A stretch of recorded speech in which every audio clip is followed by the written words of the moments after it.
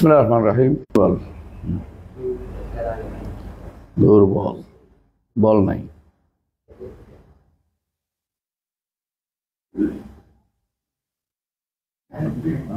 সালাতু ওয়াসসালামু আলা আশরাফিল আমবিয়া ওয়াল মুরসালিন নবিয়িনা মুহাম্মদ ওয়া আলা আলিহি ওয়া সাহবিহি আজমাইন। ওয়া বা'দ। আলহামদুলিল্লাহ, আমরা পড়ছিলাম শেখ হুসাইন মাহমুদ আব্দুল্লাহ রাহমাতুল্লাহির কিতাব ফদলুল ইসলাম, ইসলামের শ্রেষ্ঠত্ব বা মর্যাদা।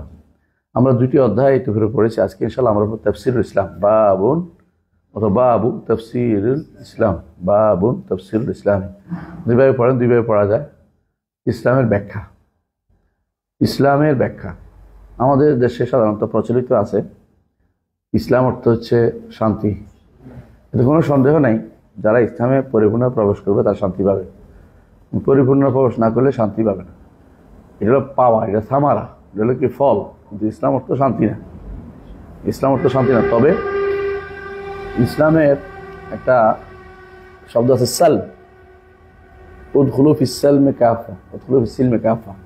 তো সিলম যে অর্থ, সে অর্থ শান্তি আছে।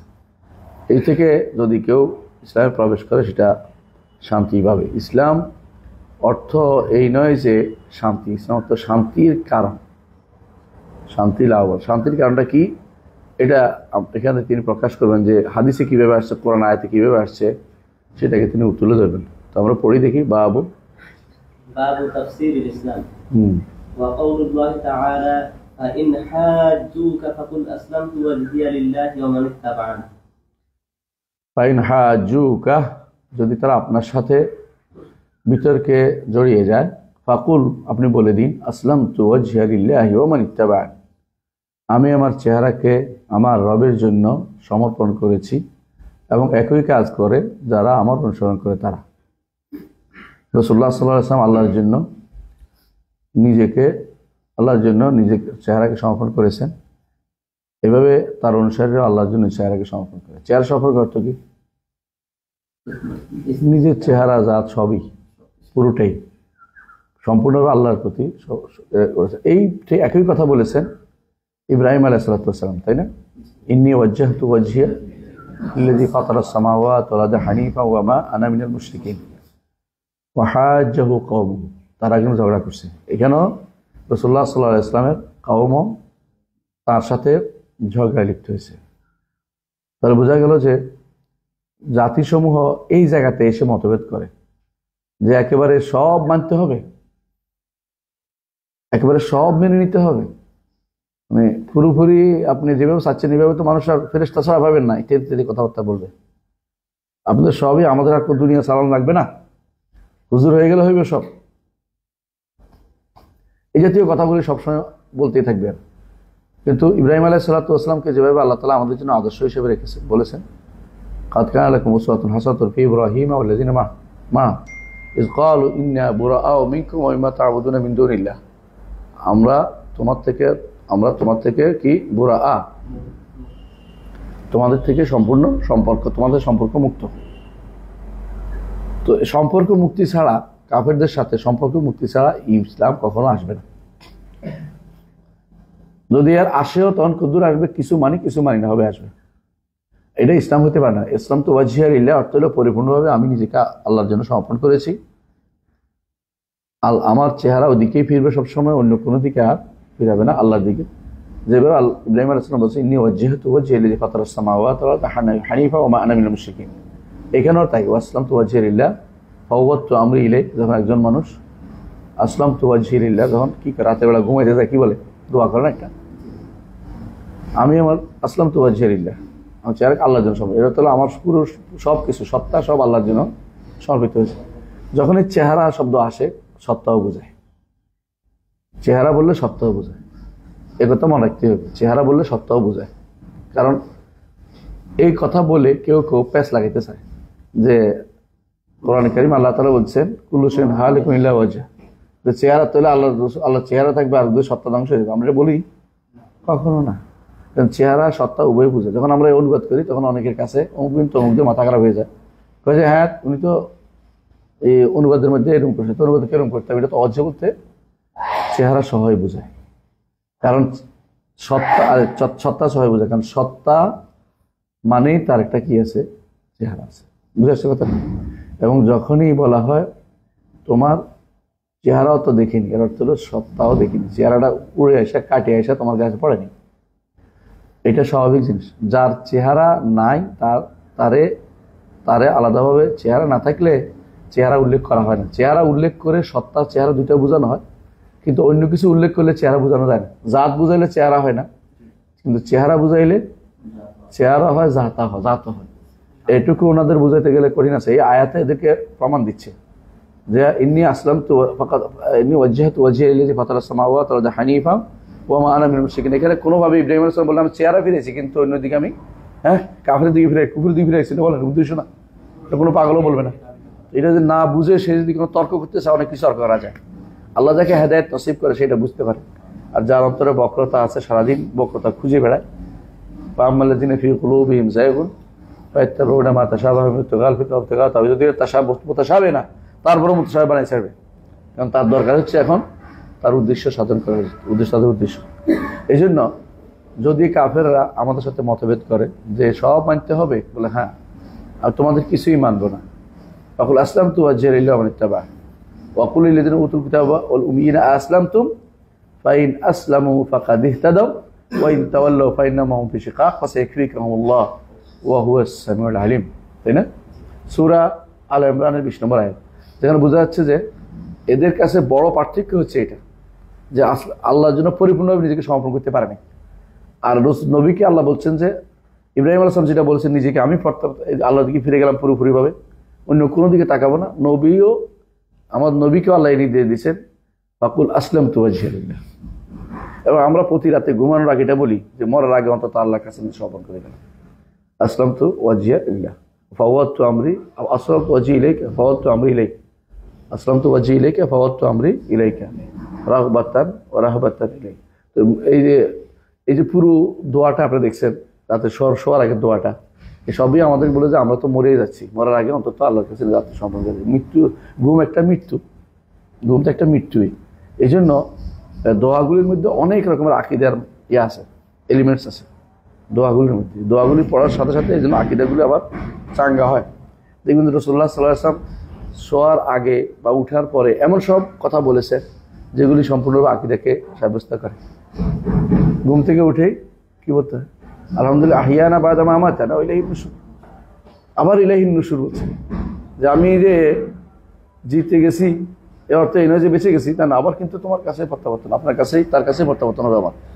তো বোঝা গেল যে আসলামতু ওয়াজহিয়া লিল্লাহি ওয়া মান ইত্তাবা'আনি। যদি তারা ইহতিজাজ করে, যদি তারা বিতর্ক করে আপনার সাথে মানতে হবে কি মানতে হবে না নিয়ে, তাহলে আপনি কি করেন? বলেন যে আমি আমার চেহারা সহ জাত সহ যাবতীয় আল্লাহ দিকে আমি কি করছি, সবকিছু আল্লাহ দিকে মুতাওয়াজ্জিহ হচ্ছি। একজন মানুষ যখন মুতাওয়াজ্জিহান বলে না আমরা কাবার দিকে ফিরছি, এর অর্থ কি আমি চেহারা ফিরেছি শুধু? আমার পুরোটাই আল্লাহর দিকে সম্পৃক্ত করছি নিজেকে। আমি আমার অনুসারীরা একমাত্র আল্লাহর দিকে নিজেদেরকে সমর্পণ করতেছি। তাহলে বোঝা গেল ইসলাম শব্দের অর্থ হলো আসলাম, তো অর্থ কি? সমর্পণ করা। যেটা আমরা পড়েছিলাম আল ইসতিসলাম লিল্লাহি বিত্তাওহীদ, আল ইসতিসলাম লিল্লাহি বিত্তাওহীদ, এটা কোরআন আয়াত দিয়ে সাব্যস্ত হচ্ছে, তাই না? ওই আয়াতটা ইব্রাহিম আলাইহিস সালামের এই আয়াতটার মধ্যে বলা হয়েছে কি ইয ক্বালু ইন্না বুরাআউ মিনকা ওয়া মিম্মা তা'বুদুনা মিন দুনিল্লাহ বাদা বাইনা বাইনাকুম আদাওয়াতুল বাগদা ইলা ইয়াউমিল কিয়ামাহ। এটা হচ্ছে 3 নম্বরটা, 3 নম্বর যে ইসলামের অংশ। প্রথম অংশ হচ্ছে যে ইন্নী ওয়াজ্জাহতু ওয়াজহিয়া লিল্লাযী ফাতারাস সামাওয়াতি ওয়াল আরদা হানিফা ওয়া মা আনা মিনাল মুশরিকিন ওয়া হাজ্জাহু কওমুহু। এই কথাটাই ঝগড়া করে। ফাকালা আতুহাজ্জুনি ফিল্লাহ, তোমরা আল্লাহকে নিয়ে ঝগড়া করতে, আল্লাহ এমন আল্লাহ, হ্যাঁ ওয়াকাদ হাদানি, তিনি আমাকে হেদায়েত দিয়েছেন, আর তোমরা ভয় দেখাচ্ছ আল্লাহ ছাড়া অন্য কিছুকে, অথচ আল্লাহর ভয় তোমাদের করা উচিত। এ হচ্ছে তাওহীদের বাণীর কাছে নিজেকে আত্মসমর্পণ করে নেওয়া প্রথম কাজ। তাহলে আয়াত আমাদেরকে এর পক্ষে প্রমাণ দিচ্ছে। হ্যাঁ, দ্বিতীয় পড়েন। وفي الصحيح عن ابن عمر رضي الله عنهما أن رسول الله صلى الله عليه وسلم قال الإسلام أن تشهد أن لا إله إلا الله وأن محمدا رسول الله وتقيم الصلاة وتؤتي الزكاة وتصوم رمضان وتحج البيت الحرام إن استطعت إليه سبيلا متفق عليه. এখানে ইসলামের সংজ্ঞা দেওয়ার অর্থ, আপনারা তো এগুলো থেকে আরকান বলেন, আরকান তো অর্গানিক, যা না হলে বাঁচে না, যা না হলে টিকে থাকে না, এটা তো উদ্দেশ্য। এবং এগুলো হচ্ছে মৌলিক অংশ। ইসলাম কাকে বলে? মৌলিক অংশ এটা, এই পাঁচটি। এর মধ্যে অনেক কিছু আপনি বলতে পারেন এটা তো আসে না, এটাও তো আসে না, এটাও তো আসে নাই। যেমন হালাল হারামের কথা অনেক কিছু আসেনি, সুদ হারামের কথা আসছে, মদ হারামের কথা আসছে, অথবা জিহাদ ফরজের কথা আসছে, আসে নাই। তাই বলতে ওগুলি ইসলামের না? ইসলামের, তবে এগুলি আরকানুল ইসলাম না, এগুলি আরকানুল ইসলাম না। আরকানুল ইসলাম এগুলি মেইন, যেগুলি না হলে নয়, এগুলি হচ্ছে এই পাঁচটা।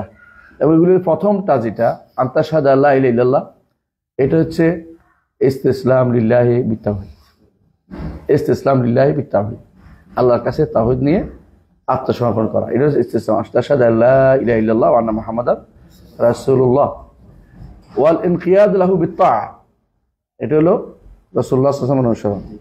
এবং অনুসরণ করতে হলে সালাত, যাকাত, সাওম, হজ সবগুলি আসছে। এই যে পরিচয়টা ইবনে ওমর রাদিয়াল্লাহু আনহু বর্ণিত হাদিস, এটা তো বুখারী মুসলিমের হাদিস, আপনারা জানেন। এর অর্থ হচ্ছে ইসলাম যদি মানতে হয় আপনাকে প্রথমে কি করতে হবে? ইসতিসলাম বিত্তাওহীদ, এটা লাগবেই। তাহলে যে অংশটা লা ইলাহা ইল্লাল্লাহ সাক্ষ্য দান, এটা হচ্ছে কিন্তু ইমানিয়াত। এই অংশটা ইমানের এটুকু লাগবে, এটুকু ইমান লাগবে, যতটুকু না হলে মুসলিম হওয়া যায় না। এটুকু ইমানের এটুকু লাগবে, যতটুকু না হলে মুসলমান হওয়া যায় না। ইমানের এই অংশটুকু মুসলমানের থাকতে হয়। শাহাদাতু আল্লা ইলাহা ইল্লাল্লাহ মুহাম্মাদুর রাসূলুল্লাহ, জানেন আপনি শাহাদাতু আল্লা ইলাহা ইল্লাল্লাহ মুহাম্মাদুর রাসূলুল্লাহ, এই দুই কথার ভিতরে কিন্তু আরকানুল ঈমান আছে, পুরোটাই আছে, সবগুলি আছে, সবগুলি আছে, কম কম হলেও সবগুলি আছে। সুতরাং কেউ যদি কোনো মুক্তি পেতে চায় আখেরাতে, তাহলে অন্তত তার মধ্যে কিছু কিছু হলেও সবগুলি থাকতে হবে। অনেকে যারা বিশেষ করে আপনাদের বলছিলাম মুরজিয়া, যারা এদের কাছে, অনেকের কাছে মনে হইতে পারে মুরজিয়া মানে যারা মনে করে যে রাসূল সাল্লাল্লাহু আলাইহি ওয়াসাল্লাম তো বলেছেন যে এক ফোঁটা, একটা পিঁপড়ার মতো, একটা দানার মতো, একটা সরিষার মতো একটুকু হয়ে তো তাহলে কি হয়ে যায়? ইমান থাকলেও জান্নাতে যাবে। তাহলে তো বাকিটা লাগতেছে না, তাহলে এক ফোঁটা, আমরা এই ফোঁটা নির্ধারণ কিভাবে হবে? এটা অর্থ হচ্ছে যতটুকু না হইলেই নয়, অতটুকুর মধ্যে প্রত্যেকটাতে থাকতে হবে। এটা নির্ধারণ করে আপনি একটা বলতে পারবেন না। লা ইলাহা ইল্লাল্লাহ মুহাম্মাদুর রাসূলুল্লাহ কালেমা তাওহীদের রিসালাতের অংশ কিছু না কিছু আপনার থাকতে হবে। আপনি যদি মনে করেন যে শুধু আল্লাহ চিনছে পার হয়ে গেছে, সত্য কিনা? না, এটা ভুল। এই জায়গাটা ভুল হচ্ছে অনেকের, এই মুরজিয়ারা এটা ভুলটা করে। এই জন্য নামাজ কালাম না পড়লেও মনে করে আল্লাহ, যাক আল্লাহর দায়িত্ব, আল্লাহর চিন্তা, আল্লাহরে চিনলে তো ইমান হয় না। আমরা আগেও বলেছি ইমান শুধু মারিফাতের নাম নয়, ইমান শুধু চিনার নাম নয়। ইমান হচ্ছে ইমান কাউলুন ওয়া আমাল, কথা ও আমল, তাই না? কথা ও কাজ, এবং কথা ও কাজ পাঁচটা জিনিস, তাই না? এটাও পড়াইছি। এর অর্থ সবগুলি আপনার কিছু না কিছু থাকতে হবে। এই কিছু থাকে যে এটা খুব কম, অন্তত আপনার যেটুকু আপনার বাধ্যতামূলক একটু কম থাকতে হবে, যেটা না থাকার কম হলেও থাকতে হবে। সলাদটা কম কেমনে বোঝায়? সলাদটা আপনার লাগবে, সলাদটা আপনার লাগবে। কেন? আমলের মধ্যে সলাদটা হচ্ছে ইমানের পরিচয়, আমলের মধ্যে সলাদটা হচ্ছে ইমানের পরিচয়। বুঝলেন কথাটা? যদি সলাদ পড়ার সময় না পাই, এটা আলাদা কথা।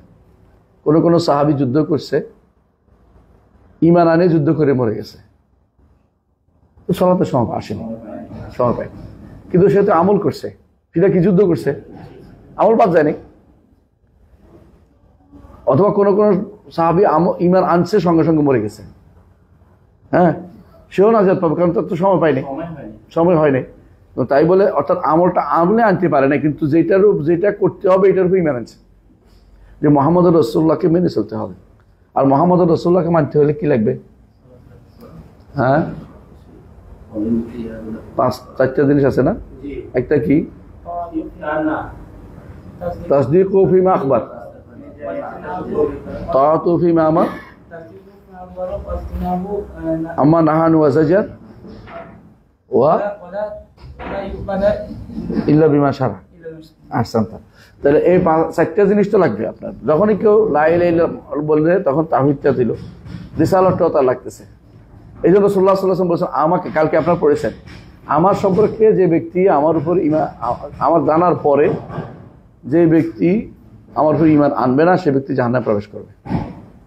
তাহলে বোঝা গেল রাসূলুল্লাহ সাল্লাল্লাহু আলাইহি ওয়াসাল্লাম সম্পর্কে জানার পরে তারপরে ঈমান না আনলে তার উপরে তো জাহান্নামে যাবে না, জাহান্নামে প্রবেশ করবে, তো জান্নাত যাবে না।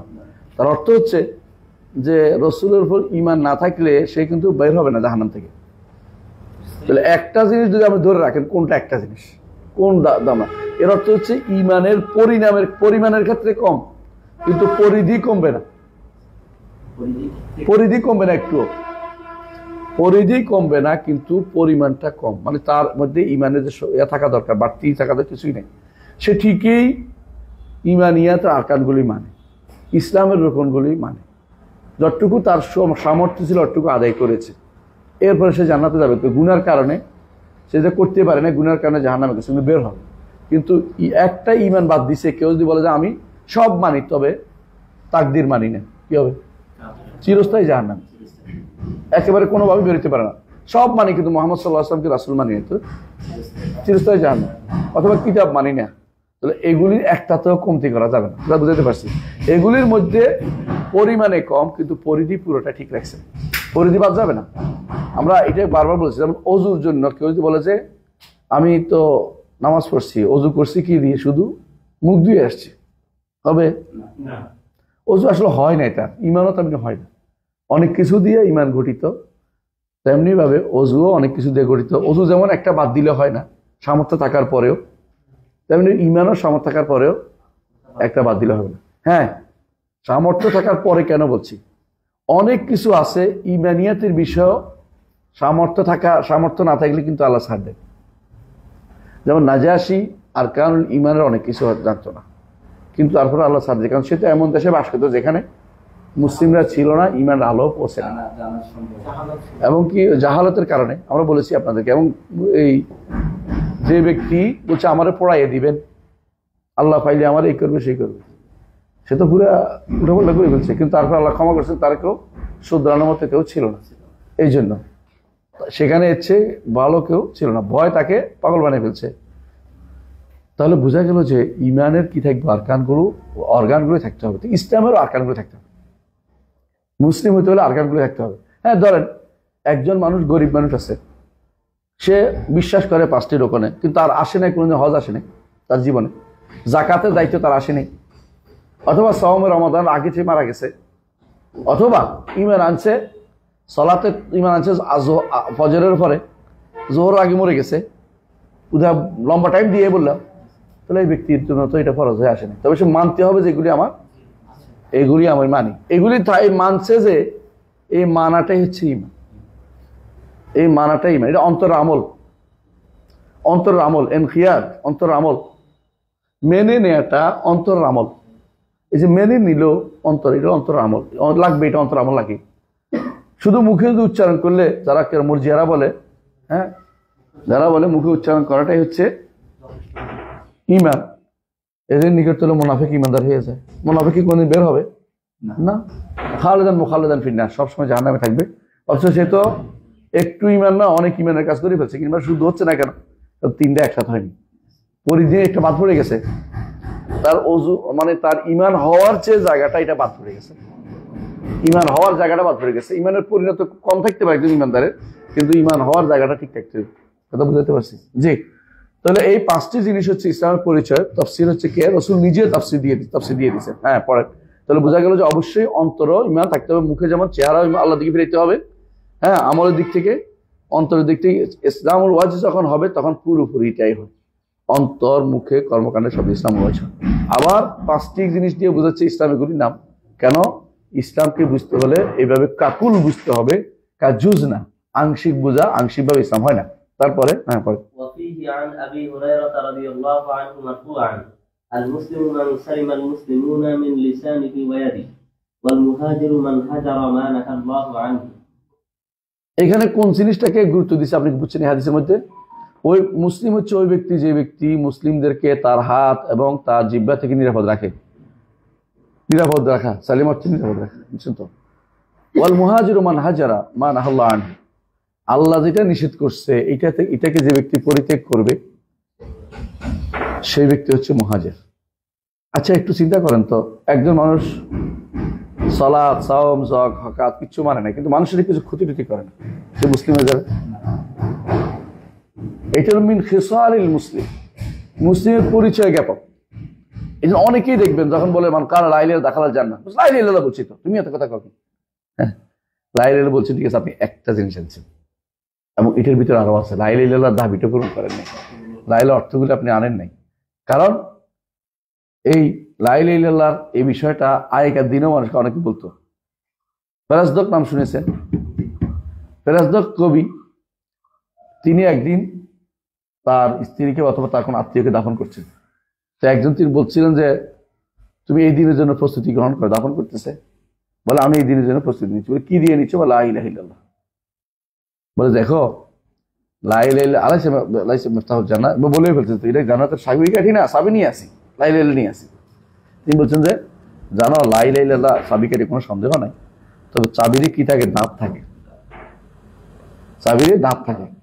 তুমি দেখো তোমার চাবি দাঁত আছে কিনা, চাবি তো একটা নিচে, চাবি ঠিক আছে কিনা, তাহলে দাঁত খুলবে না। তাহলে দাঁত না থাকলে তোমার দরজা খুলবে না, দাঁত থাকলে তোমার দরজা খুলবে না। দাঁত বুঝো তো, চাবির মাথা থাকে, যতই তুমি একেবারে একটু বেশ কমাইলে আর কে আমাদের কানাকাটি করলেও কিন্তু খুলবে না। বলে একটু না বেশ কমেছে, একটু বেশ কমে তো শেষ হয়ে গেছে, তোমার আর জান্নাতে যাওয়ার পথ থাকবে না। একটু যদি কম থাকে কেউ, তাহলে কি হবে? ইমানদার হতে পারবে না। তো এইখানে খেসাল মুসলিম হিসাবে একজন মুসলিমে, যেই ব্যক্তি সত্যিকারের মুসলিম হবে, তার মধ্যে এই প্রবণতা আসবে যে আমি আমার মুসলিম ভাইকে মুখ দিয়েও আঘাত করবো না, হাত দিয়েও আঘাত করবো না। মুখ দিয়ে আঘাত কি? গীবত গাওয়া, বদনামি করা, মিথ্যারোপ করা, কষ্ট দেয়া এর মুখে, আর একটা হচ্ছে গালি দেয়া, এগুলো সবই কি মুখে হেফাজত করা অন্তর্ভুক্ত। ওয়াইয়া দেখি হাত দিয়েও তাকে আমি আঘাত করব না। এটা মারামারি হইতে পারে হাতের, অথবা অস্ত্র হইতে পারে, সবকিছুই মুসলিম এই কাজটি থেকে দূরে থাকবে। এখন যদি কেউ এটা না করে, অটুকু তার কম হয়েছে, এটা আরকানের অন্তর্ভুক্ত না, এটা আরকানের অন্তর্ভুক্ত না, কিন্তু তাই বলে এটা দ্বারা সে ইসলাম থেকে বেরিয়ে গেছে এটা তো বলবো না।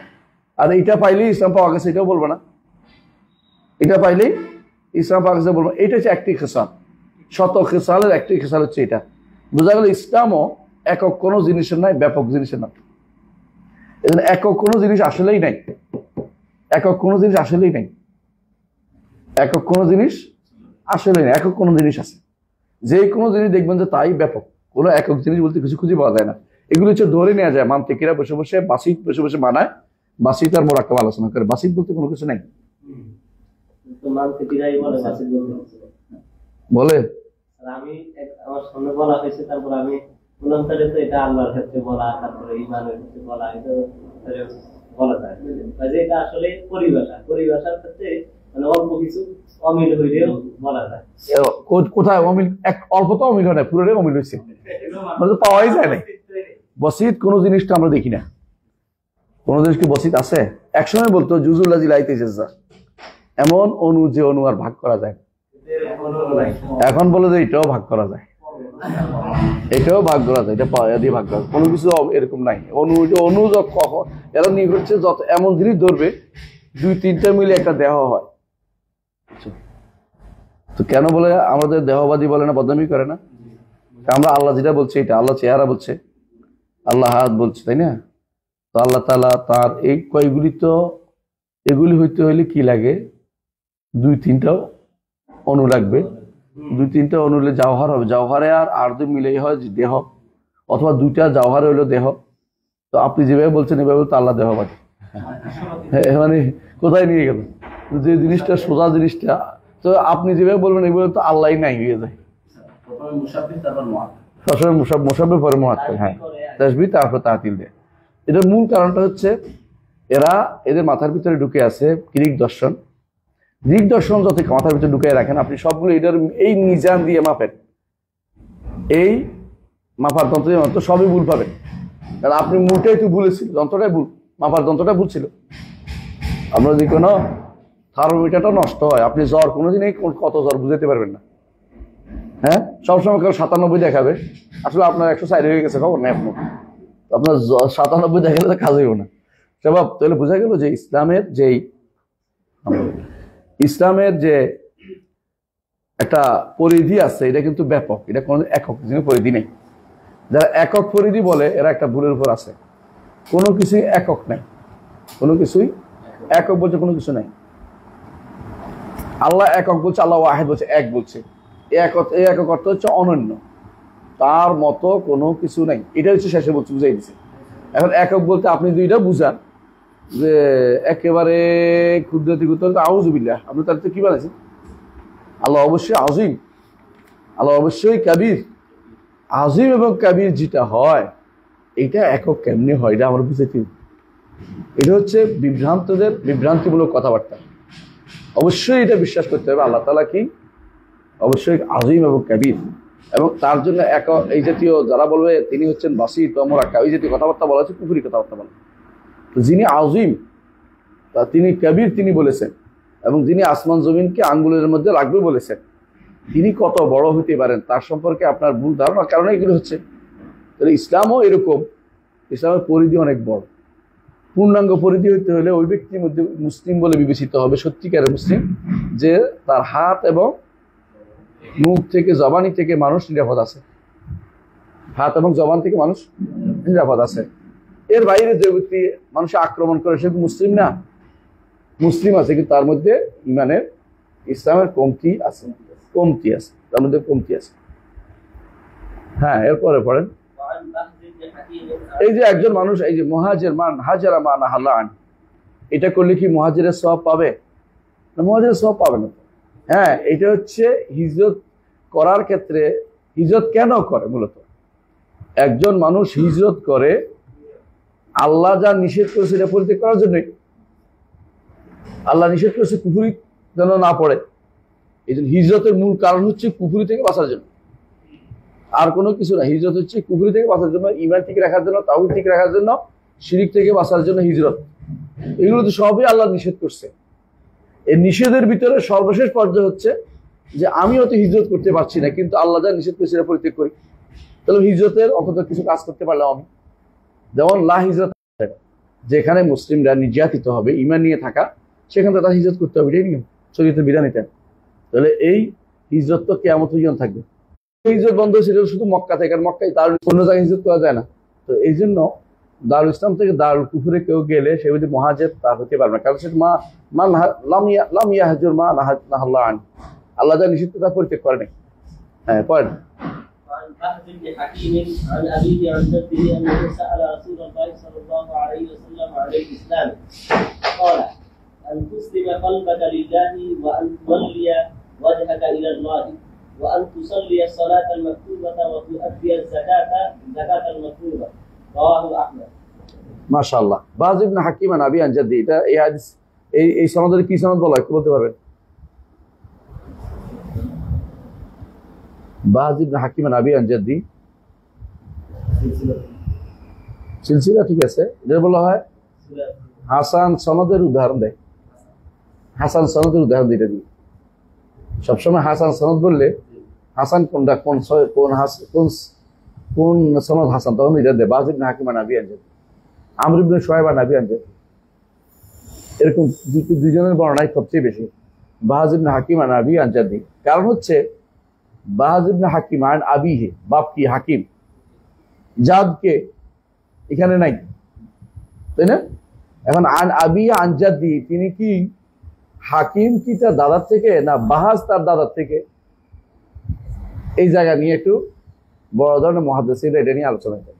ঠিক ওখানে আমর ইবনে শুআয়ব আন আবি আন জাদ্দি, আমর ইবনে শুআয়ব আন আবিহি শুআয়ব আন জাদ্দি, হি কারে, জাদ্দে শুআয়ব না জাদ্দে আমর? এইটা নিয়ে ইখতিলাফ হওয়ার কারণে এটা হাসান লিখেছে, এই হাসানের সনদ এইটা যে হাসানের দলিল হচ্ছে আন আবি বাজ ইবনে হাকিম আন আবি আন জাদ্দি অথবা আমর ইবনে শুআয়ব আন আবি আন জাদ্দি। কারণ হচ্ছে এখানে কি আছে, তারা এটা নিয়ে মতভেদ করছে। যদি কোনো এটা হয় এই সুযোগ, এটা হলে এটা হয়, এই ভাগ করছে। এই জন্য বলে এই হাদিসগুলি সনদ বলা, সাধারণত এগুলিকে এই হাসান হাদিস বলা। আল্লাহ রাসূলুল্লাহ সাল্লাল্লাহু আলাইহি ওয়াসাল্লাম আন ইসলাম, রাসূলুল্লাহ সাল্লাল্লাহু আলাইহি ওয়াসাল্লামকে তিনি জিজ্ঞাসা করেন ইসলাম সম্পর্কে। ফাকালা আন তুসলিমা কলবাকা লিল্লাহ, আনতুসলিমা কালবাকা লিল্লাহ, আমল, তাই না? আমল না, অন্তরের আমল, অন্তরকে আমলি, মানে আমলি যেটা আমল, যেটা অন্তর আমল, এটাকে পরিপূর্ণ আল্লাহর জন্য, আল্লাহ অন্তরকে আল্লাহর জন্য নিবেদিত করা।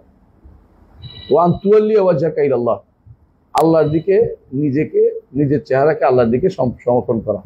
ওয়ান তুসাল্লিয়া সালাতাল মাকতুবা ওয়া তুওয়াজ্জিয়া যাকাতাল মাফরুদা, দুইটা বলছে, সালাত এবং যাকাত, আর দুইটা বলে নাই।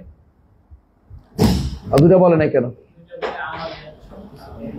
আমলের উদাহরণ দিচ্ছে, সবই বলা উদ্দেশ্য না, কারণ সবগুলো তা হজও বলেন, অর্থাৎ অন্তর, মুখ এবং আমল তিনটেই বলেছে। বোঝা গেল ইসলামও ব্যাপক পরিধি সম্পন্ন জিনিস, একক কোনো জিনিস নয়। ইসলামকে অবশ্যই অন্তরে, মুখে এবং কর্মকাণ্ডে পালন করতে হবে, অন্তরের মুখে এবং কর্মকাণ্ডে প্রতিপালন করতে হবে। জি, আর আবি কালাবাতা ভাই وعن ابي قلابه عن رجل من اهل الشام عن ابيه انه سال رسول الله صلى الله عليه وسلم ما الاسلام؟ فقال ان تسلم قلبك لله وان يسلم المسلمون من لسانك ويدك. قال اي الاسلام افضل؟ قال الايمان بالله. قال وما الايمان بالله؟ قال ان تؤمن بالله وملائكته وكتبه ورسله واليوم الاخر والبعث بعد الموت.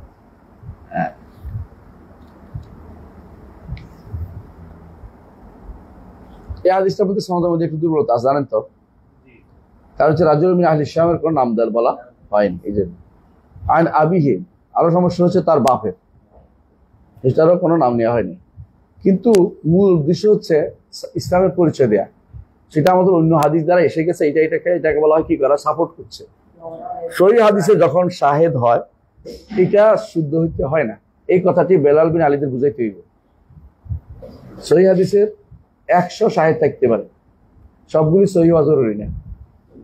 এই জন্য শাইখ হোসেন মাহমুদ আব্দুল্লাহ রহমতুল্লাহ তার কিতাব তাওহীদে প্রথমে কোরআন আয়াত আনে, তারপর হাদিস আনে, তারপর আসার আনে। কখনো কখনো কোনো কোনো হাদিস এমন থাকে যেগুলো অনেকের কাছে দুর্বল মনে হতে পারে। উনি কেন আনছে এগুলিকে? এগুলি আসল সাব্যস্ত আছে, এগুলি শুধু এগুলি শাওয়াহিদ, এগুলি কি করে তাকওয়িয়া, ইতিদাদ বলে, ইতিমাদ নয়। এটা ইতিদাদ বা ইস্তিনাস বলে, ইতিমাদ বলে না। আমাদের কাছে যেমন আল্লাহ আরশের উপরে ওঠার বিষয়ে কোরআন আয়াতে আছে 6 জায়গায়, 7 জায়গায়। তাহলে আমি এরপরে হাদিস আনছি, এরপর যদি কোনো এখন আসার বসে বসে আপনি খুঁজেন যে এটা তো শুদ্ধ না, শুদ্ধ না, তাহলে আপনি আছেন কয়টার মধ্যে দোষ দিবেন?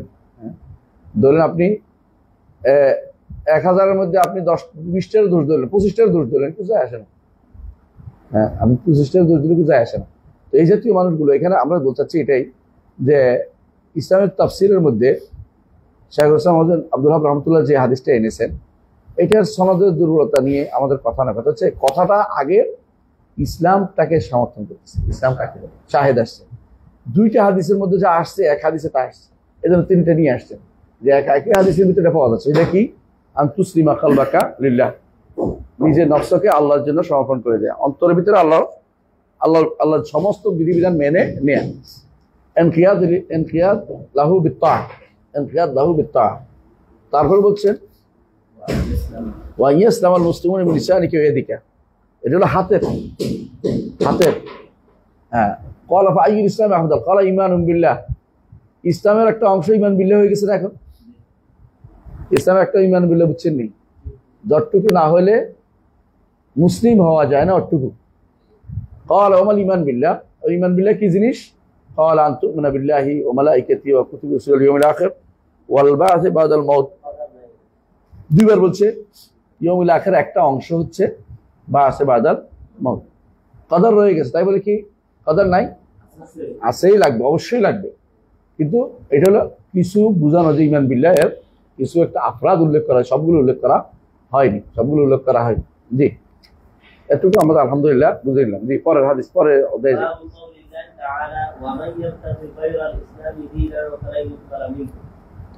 وعن ابي هريره رضي الله عنه قال قال رسول الله صلى الله عليه وسلم تزيد الاعمال يوم القيامه فتزيد الصلاه فتقول يا رب انا الصلاه فيقول انك على خير ثم تزيد الصدقه فتقول يا رب انا الصدقه فيقول انك على خير ثم يزيد الصيام فيقول يا رب انا الصيام فيقول انك على خير ثم تجيء الأعمال على ذلك فيقول إنك على خير ثم يجيء الإسلام فيقول يا رب أنت السلام وأنا الإسلام فيقول إنك على خير بك اليوم آخذ وبك أعطي قال الله تعالى في كتابه ومن يبتغي غير الإسلام دينا فلن يقبل منه وهو في الآخرة من الخاسرين রাওয়াহ ইমাম আহমদ। এই হাদিসটি দেখেন, হাদিসটি কোরআনে কারিম আল্লাহ তাআলা যেটা বলছে, প্রথমে তিনি কিছু আয়াত আনছেন, ইসলাম ছাড়া অন্য কিছু গ্রহণ করা হবে না, ইসলাম ছাড়া অন্য কিছু গ্রহণ করা হবে না। কেউ যদি কোনো ইসলাম ছাড়া অন্য কিছুকে মানার জন্য গ্রহণ করে, আমরা আগেও বলছিলাম দিন অর্থ কি? অর্ডার মান্য করা, মেনে চলার জন্য, যে আমি আমার জীবনে এটাকে মেনে চলবো। যেমন আমরা এখন সংবিধান বানাই মেনে চলার জন্য, রাষ্ট্রপ্রধানরা, তাই না? কেউ কেউ গণতন্ত্রকে বানাইছে এটা মেনে চলবো, নিয়ম মেনে চলতেছে তারা গণতন্ত্র। কেউ সমাজতন্ত্র মেনে চলতেছে আমার রাশিয়াতে, কেউ আরো সেগুলো আরেকটা বানাচ্ছে, এটা একটা নিয়ম বানাই নিচ্ছে। আল্লাহ তাআলা বলছেন ওমান ইয়াবতাগি গায়রা ইসলামি দীনান, মেনে চলার জন্য ইসলাম ছাড়া আরেকটা কেউ তালাশ করলে গ্রহণ করা হবে, আল্লাহর দরবারে এটা গ্রহণযোগ্য হবে। এইটার ব্যাখ্যা তিনি হাদিস দিয়ে দিচ্ছেন। আপনারা জানেন যে রাসূলুল্লাহ সাল্লাল্লাহু আলাইহি ওয়াসাল্লাম কখনো কখনো হাদিস বলার পরে নিজেই কোরআন আয়াত দিয়ে দলিল দিতেন। সাহাবীও কখনো কখনো, সাহাবীরাও হাদিস বলতেন, এরপরে কোরআন আয়াত দিয়ে দলিল দিতেন।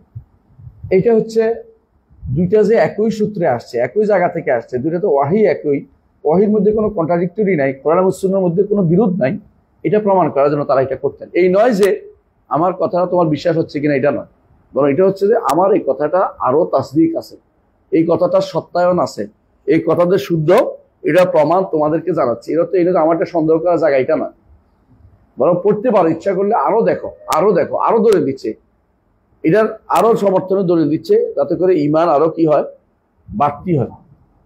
ইব্রাহিম আলাইহিস সালাতু ওয়াস সালাম যখন বললেন রব্বি আরিনি কাইফা তুহিল মাউতা ক্বালা আওয়ালাম তুমিন ক্বালা বালা ওয়ালাকিন লিয়াতমাইন্না কলবি।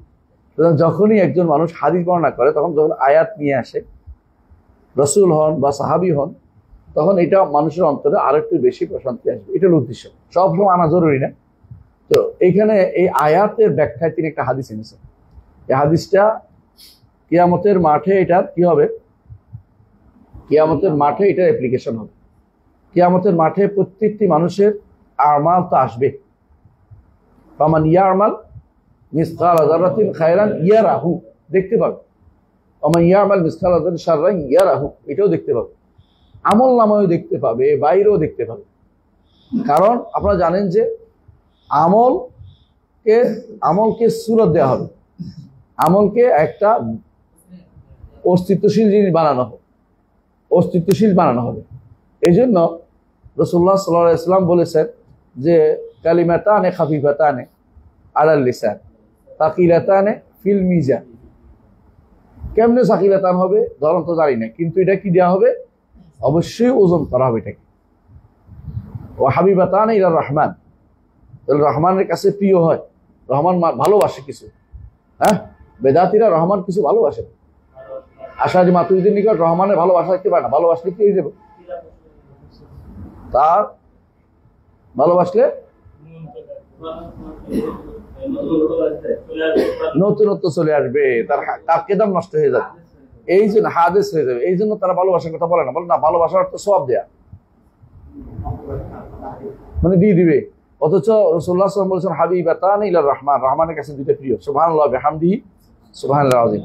তাহলে এইটাও হাসরের মাঠে আসবে, এবং একটা কার্ড রাখা হবে এক পাল্লাতে, একটা কার্ড রাখা হবে এক পাল্লাতে, সেটা ভারী হয়ে যাবে, এবং সেটার মধ্যে কি থাকবে, লা ইলাহা ইল্লাল্লাহ, তাহলে রাখা হবে। তাহলে এইটাও কালিমাতুল লা ইলাহা ইল্লাল্লাহকে ব্যবস্থাপনা করে রাখা হবে। কি ব্যবস্থাপনা করা হবে এটা জানার জন্য ব্যস্ত থেকে কি করলে ভারী হবে এটা জানা দরকার। আমি যদি কেমনে রাখা হবে এটা আগে শুনতে থাকি, তাহলে আমি কোনোদিন আমল করতে পারবো না, ওইটা কোনোদিন আপনি পাবেনও না, ওইটা পাওয়ার আশা আপনাকে ছেড়ে দিতে হবে। আল্লাহ কেমনে এটা ওজন করবে এটা চিন্তা করতে করতে আপনি আসন্ন ফজল দিয়ে দিবেন, ওই চিন্তাবিদ দরকার নেই, চিন্তা করা দরকার আল্লাহ এটা বলছে বুঝছি কিনা, হ্যাঁ তাহলে আমল করা শুরু করা দরকার। শুদ্ধ কিনা, শুদ্ধ আমল করি। শুদ্ধটা কেমনে হলো এটা যদি বসে থাকেন তা আপনার কোনোটাই হবে না। বুঝে আসছে কথাটা? তাহলে একজন ইমানদারের কাজ হবে যে সে আল্লাহ এবং তার রাসূল যা বলেছেন তা যথাযথ হবে, এটা সত্য বলেছে, কিভাবে হবে এটা না জানলেও আমার চলবে। তাহলে এখানে বলা হচ্ছে যে কিয়ামতের দিন আমল সমূহ আসবে। কিভাবে আসবে?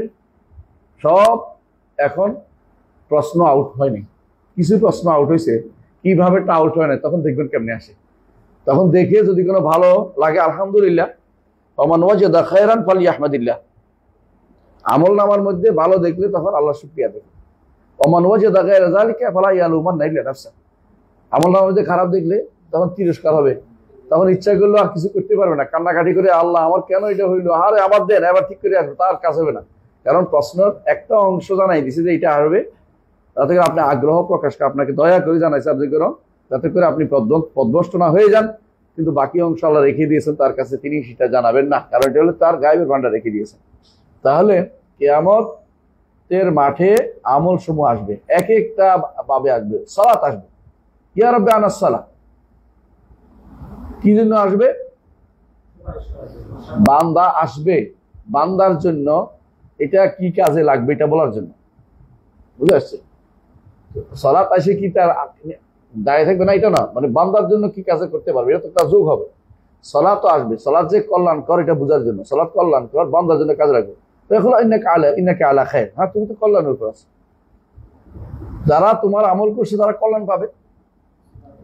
সুম্মা তাজি সাদাকা, তারপর সাদাকা আসবে, কথা কুল ইয়া রাব্বি আনা সাদাকা, এই সাদাকা তুতফি গাদাবার রব করছেন না, রবের ক্রোধকে নিরোধ করে দেয়। এবং সাদাকার পরে এটাও আসছে হাদিসে যে দাঁড়াবে কোথায়? সিরাতের দুই পাশে দাঁড়াই যাবে এরা, এগুলি দাঁড়াইতে দাঁড়াবে, কেমনে দাঁড়াবে, কেমনে দাঁড়াবে? সিরাতুর রহম দাঁড়াবে, কেমনে দাঁড়াবে, কেমনে তো জানি না, তবে হ্যাঁ এর দুর্বিশ্বাস রাখেন, ওইটা না জানলেও চলবে, ওইটা জানার চেষ্টাও করেন না, কারণ এটা কোথাও বলা হয়নি।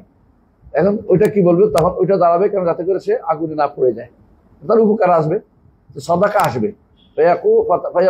রব্বুল আলামিন বলবেন ইন্নাকা আলা খায়র, আল্লাহ কথা বলবেন তো বলবেন ইন্নাকা আলা খায়র, অবশ্যই তুমি ইন্নাকা আলা খায়র, তুমি অবশ্যই কল্যাণের উপর আছো।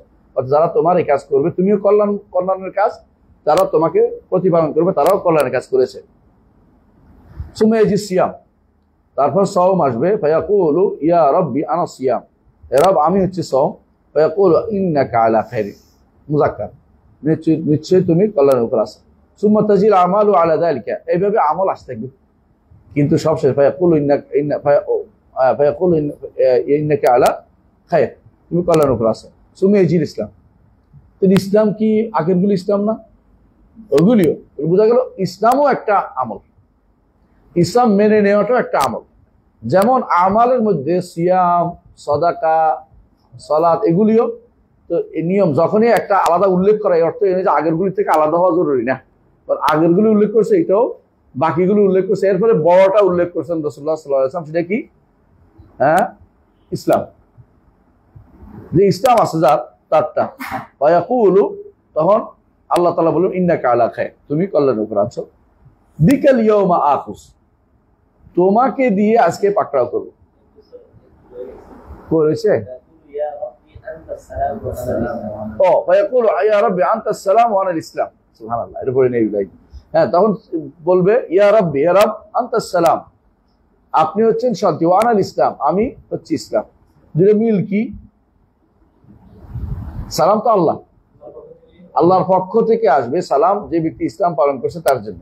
জি, ফায়াকুলু ইন্নাকা আলা খায়র, হ্যাঁ তুমি অবশ্যই কল্যাণের কাজ করছো। বিকাল ইয়াউমা আখুস, আজকের দিনে তোমাকে দিয়ে পাকড়াও করো মানুষদেরকে, যে ব্যক্তি তোমাকে গ্রহণ করেছে সে সালাম পাবে, যে ব্যক্তি তোমাকে প্রকাশ সালাম পাবে। এই জন্য নবীরা বলতে থাকবে, নবীরা ফেরেশতারা কি বলবে? আল্লাহ রাব্বি সাল্লিম সাল্লিম, কোথায় বলবে? পুলসিরাত পার হওয়ার সময়, পুলসিরাত পার হওয়ার সময় বলতে থাকবে সাল্লিম সাল্লিম, সালাম, নিরাপত্তা ছাড়া পার পাওয়া যাবে না সেদিন। তো বিকাল ইয়াউমা আখু ওয়া বিকা উতি, তোমার যত বেশি হবে সেটার কারণে দান করব। তুমি না থাকলে কারো কাছে তুমি নাই, তারে পাকড়াও করব, কারো কাছে তুমি আসো তারে আমি দান করব। বুঝে আসছে কথাটা? এটাই, যার কাছে ইসলাম নাই তার কাছে কোনো কিছুই নেই, কয় যে মুসলিম না হলে এরা খুব ভালো, এটা যদি ব্যক্তি বলবে এই ব্যক্তি কি করছে, ইসলামের উপরে অপবাদ লেখন করছে। মুসলিম ইসলাম নাই তারপরে ভালো বলা যাবে না। হাতেম তাই অনেক কিছু করছে, কিন্তু ইসলাম যেহেতু ছিল না তাকে ভালো বলার সুযোগ নেই। শুধু বলতে হবে হাতেম তাই দানবীর ছিল, কিন্তু ভালো ছিল বলতে পারবে না, যেটা ভালো হলে ইসলাম নাই। কোন ব্যক্তি অনেক কিছু দান করছে, মাদার তেরেসা ধরেন, এটা করছে ওইটা করছে। আমাদের দেশের নারীরা, ওই যারা খ্রিস্টান নারীরা দেখবেন যে ঘুরে বেড়াচ্ছে, অনেক নিবেদিত প্রাণ হয়ে কাজ করছে। খ্রিস্টানরা বিভিন্ন হাসপাতাল প্রতিষ্ঠা করছে বাংলাদেশে, হ্যাঁ, খ্রিস্টান হাসপাতাল ও মিশনারি হাসপাতাল প্রতিষ্ঠা করে রাখছে। এগুলির প্রশংসা করা যাবে না। হ্যাঁ, হাসপাতাল প্রতিষ্ঠা বলা যাবে, কিন্তু ওদের প্রশংসা করা যাবে না। কথা বুঝছেন কিনা? কারণ হচ্ছে ইসলাম নাই, কিছুই নেই। ইসলাম আছে, সব আছে। ইসলাম না হলে অন্য কিছুর আমল হবে না, কারণ অন্য কিছু ওজন হবে না। আল্লাহ তাআলা বলছেন, কি বলেছে? ওয়া কাদিমনা ইলা মা আমিলু মিন আমালিন ফাজআলনাহু হাবা'আম মানথুরা। আর আল্লাহ তাআলা বলছেন আমিলাতুন নাসিবা তাসলা নারান হামিয়া, তাসলা নার হামিয়া। তারপর আল্লাহ তাআলা কি বলেছেন? আপনারা কোরআনে কারীম সূরা কাহফের শেষের দিকে এসে বলছেন যে কুল হাল নুনাব্বিউকুম বিল আকসারিনা আমালা আল্লাযীনা দাল্লা সাইয়ুহুম, অনেক সাই আছে, ফিল হায়াতিদ দুনিয়া ওয়া হুম ইয়াহসানুনা আন্নাহুম ইয়াহসানুনা সুনা। অনেক অনেক কাজ করেছে, কিন্তু একটুও তার কাজে লাগে না। এটা হলো আকসার, ক্ষতিগ্রস্ত। তো ইসলাম দিয়ে সেদিন আল্লাহ তাআলা পাকড়াও করবেন। ইসলাম যার আছে তারটা গ্রহণ করা হবে, যার ইসলাম নাই তারটা গ্রহণ করা হবে না। ইসলাম না থাকার কারণে তার পাকড়াও করে জাহান্নামে ধরবে, জাহান্নামে দিবে। আর ইসলাম আছে তাকে এর বিনিময়ে বা তার প্রতিদান স্বরূপ তাকে কি করবেন? বিনিময়ে না প্রতিদান স্বরূপ দিবেন, প্রতিদান স্বরূপ তিনি তাকে জান্নাত দিবেন।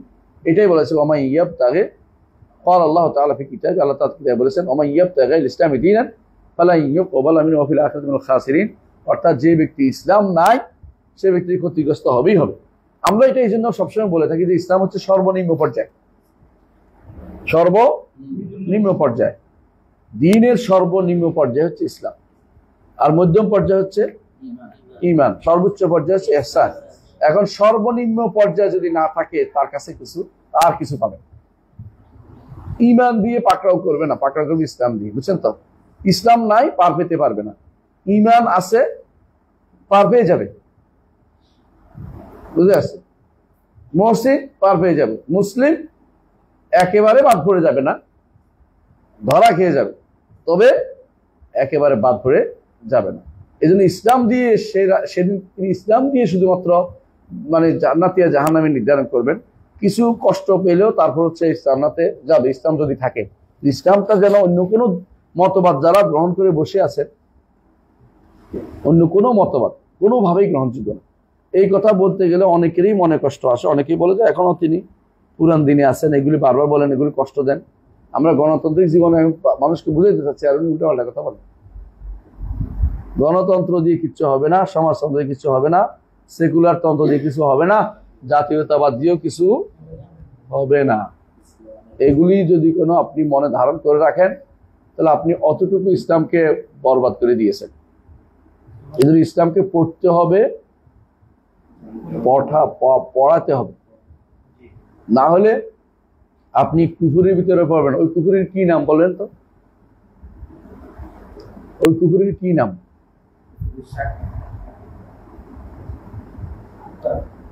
হ্যাঁ, প্রশ্নটা হচ্ছে যে কুফুরটা আমরা তো অনেক ইসলাম না পড়ে অন্যান্য জিনিস সবসময় পড়ে, কত কিছু কথা হিসাব নেই। ইসলাম কিন্তু পড়ে না সন্তানদেরকে। ওই কুফুরের নাম কি? এই কুফুরের নাম হচ্ছে কুফরুল ইরাদ। এই কুফুরের আরেক নাম হচ্ছে কুফর তাওয়াল্লি।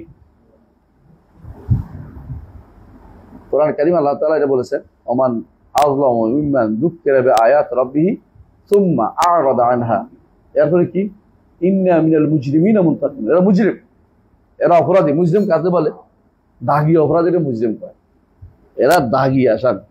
যারা ইসলাম ছাড়া অন্য কোনো নীতিটাকে গ্রহণ করে নিবে, তারা ইসলাম ছাড়া অন্য কিছু, ইসলাম থেকে মুখ ফিরিয়ে থাকে।